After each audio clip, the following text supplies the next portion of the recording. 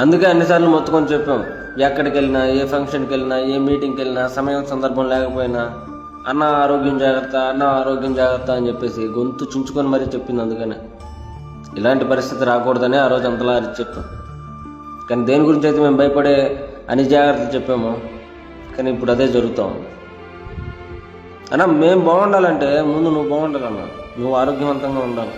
మమ్మల్ని చూసుకోవాలంటే ఇంత కేర్లెస్గా ఉంటే నిజంగా అంటే అది నీ ఒక్కడిదే కాదన్న, నీ ప్రాణం అనేది చాలామందికి దాంతో ముడిపడి ఉన్నాయి.